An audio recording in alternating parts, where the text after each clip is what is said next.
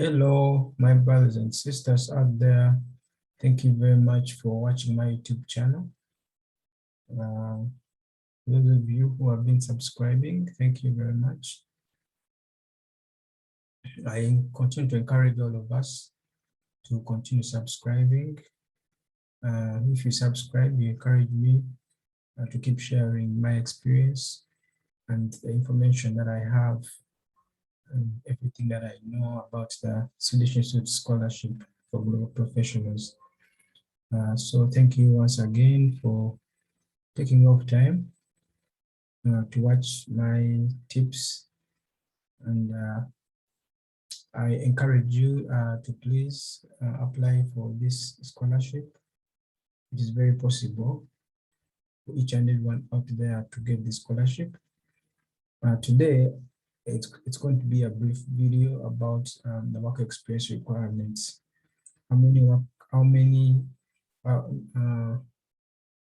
hours of work experience do you need to qualify to apply for the scholarship?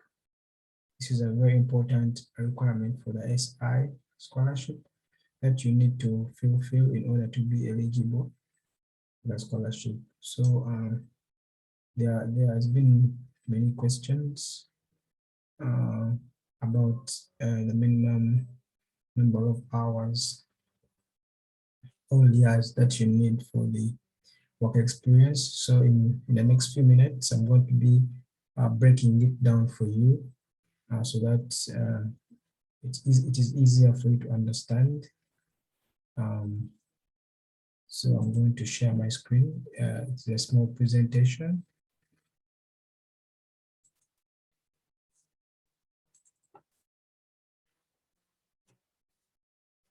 Yes, this is it.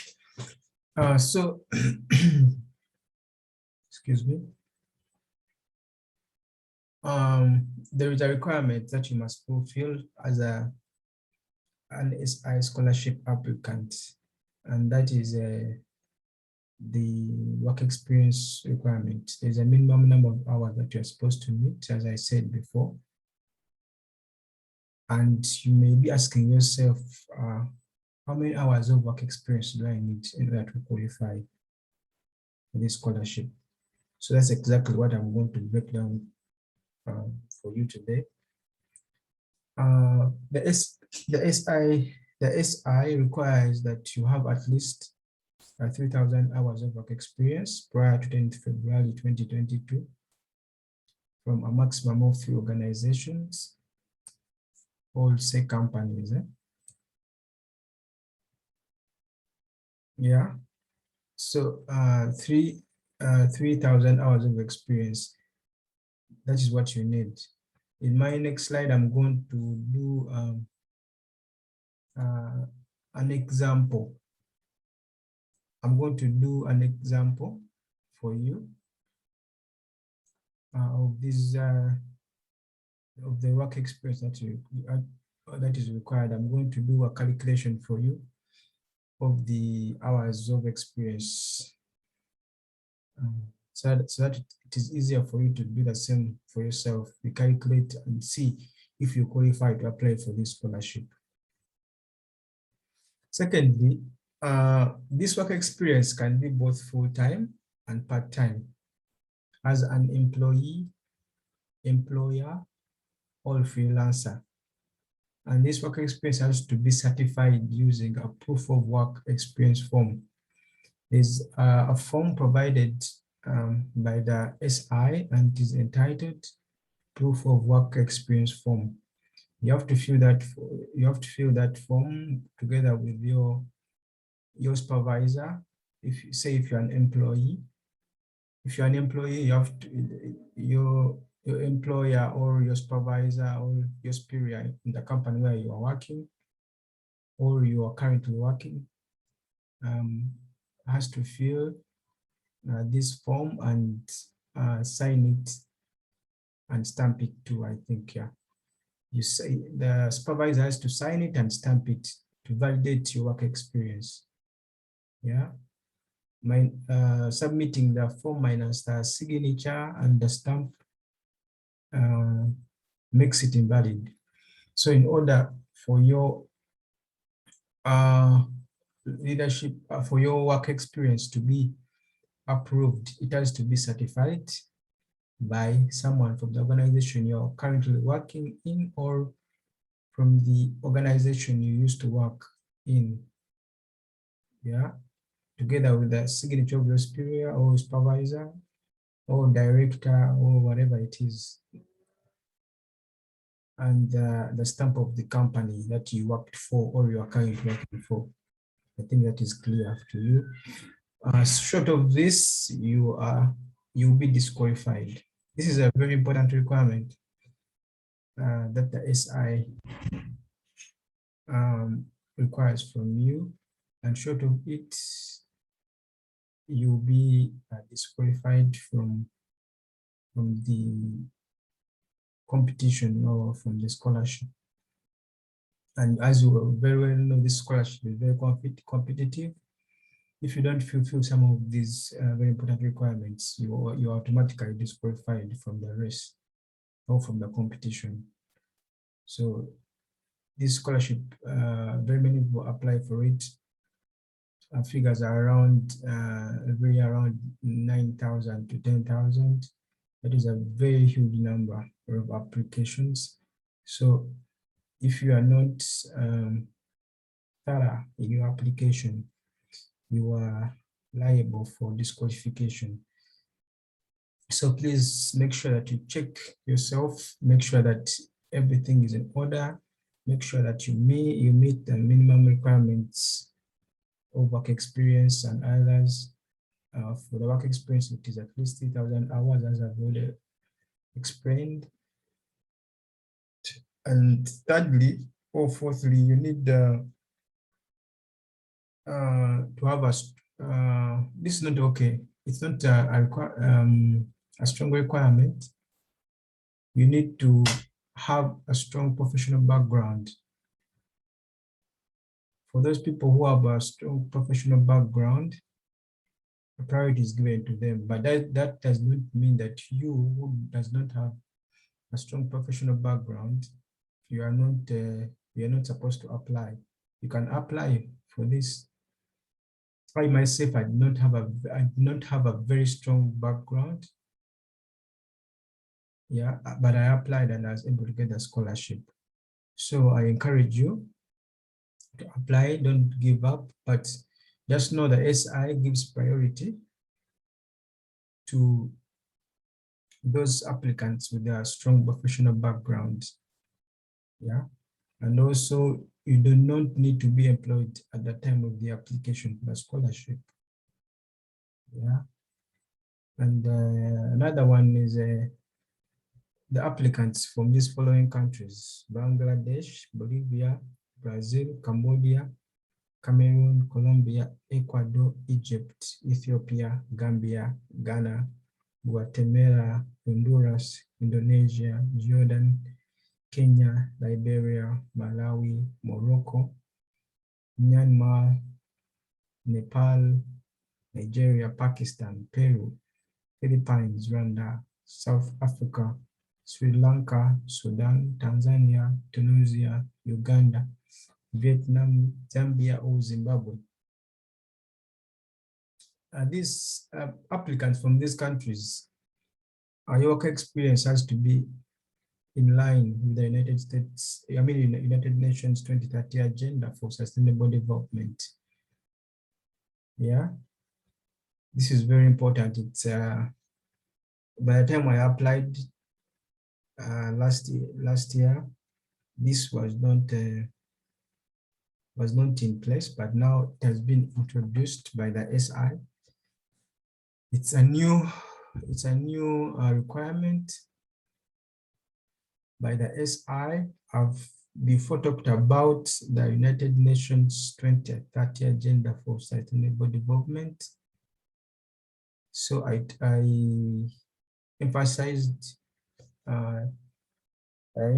that you visit the website for the Sustainable Development Goals and you get yourself acquainted and know where your work experience falls within those goals. Yeah, So this is a very important requirement by the SI.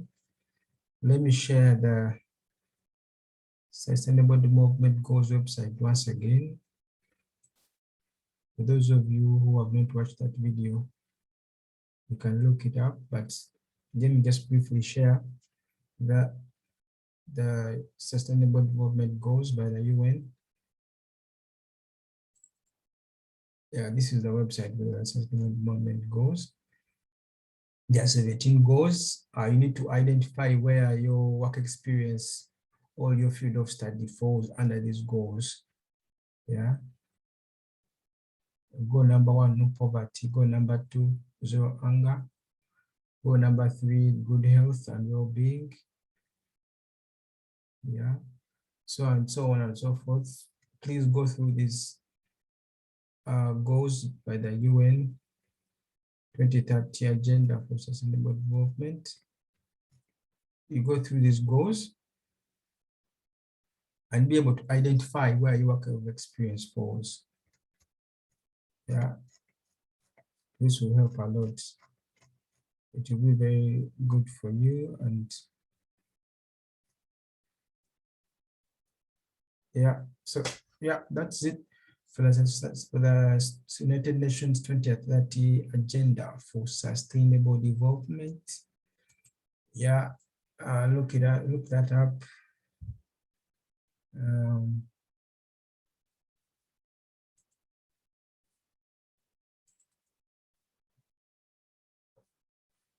Yes, then for applicants from Armenia, Azerbaijan, Belarus, Georgia, Moldova, Russian Federation, or Ukraine, priority is given to strong work experience within the fields related to environmental and social sustainability, innovation, responsibility in management, or sustainable economic growth, especially experience from civil society or public sector.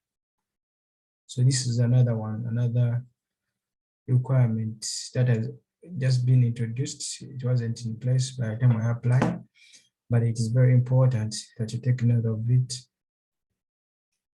And also merit is given if you can demonstrate your involvement in networks or civil society organization outside of your regular work with a letter of reference.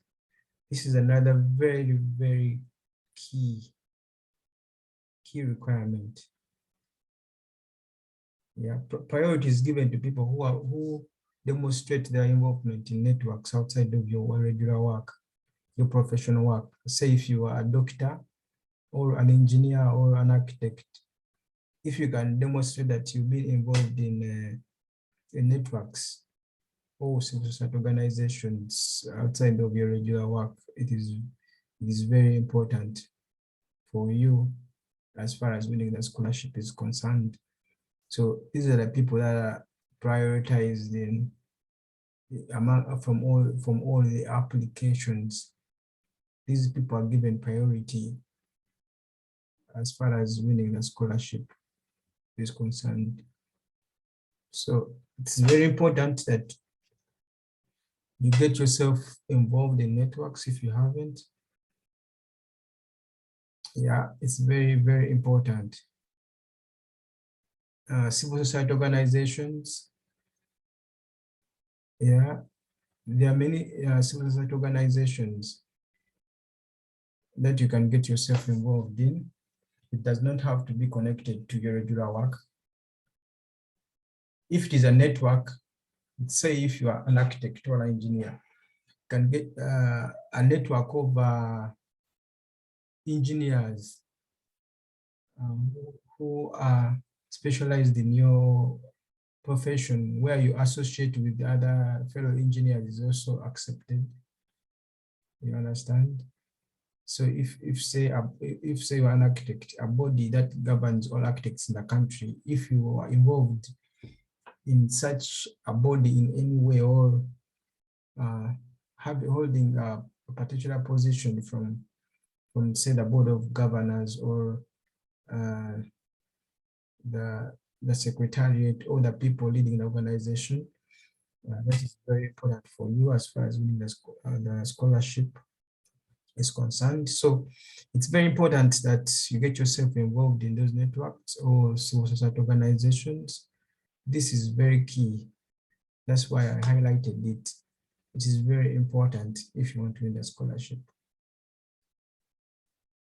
And then I want to demonstrate to you, lastly, how to calculate the work experience to clear out the doubts that you may be having or any sort of confusion that you may be having.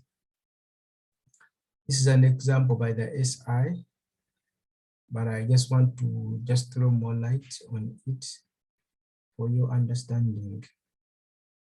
If you are say currently employed full-time, working 40 hours per week for 50 weeks per year for one calendar year prior to 10th February 2022, and say previously you worked part-time as a freelancer, say 12 hours per week for 28 weeks per year for 3 calendar years, the calculation will be, you get the 40 hours per week, you multiply it by the 50 weeks.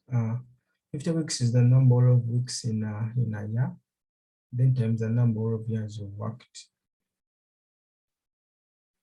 Yeah. So that if you are working 40 hours per week, that means you are working Monday to Friday, 8 to 5. So that means each day you're working 8 hours, and if you multiply those 8 hours by 5 days a week, you get 40 hours. And if you multiply those 40 hours by the number of weeks in a year, which is 50, you'll be able to get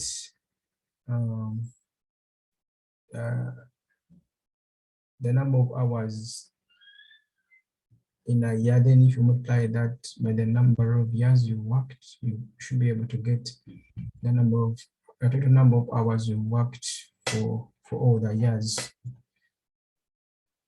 you worked. Yeah. So in essence, to qualify for this scholarship or to meet the minimum work experience requirements, you need to have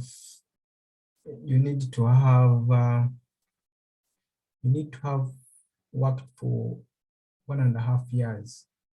In my simple calculations, I realized that you need to have worked for 1.5 years in order to qualify for the scholarship or to meet the minimum work experience requirements. Yeah. So if you're working full-time for 1.5 years, and you're working full-time 8 hours per day for 1.5 years, you meet the minimum requirements of 3,000 hours of work experience. Yeah, so I think that brings me to the end of my presentation. That's something I wanted to clarify today or to break down for you. Yeah, if you have any questions, you can leave comments. You can leave your questions in the comment section below. I'll be able to get back and reply in the due course. Yeah, thank you very much for watching my YouTube channel. I encourage all of you to continue subscribing. If you subscribe, you give me the strength to go on. You motivate me to continue doing these videos for you. And I'm hoping that when I do these videos, they will help someone out there.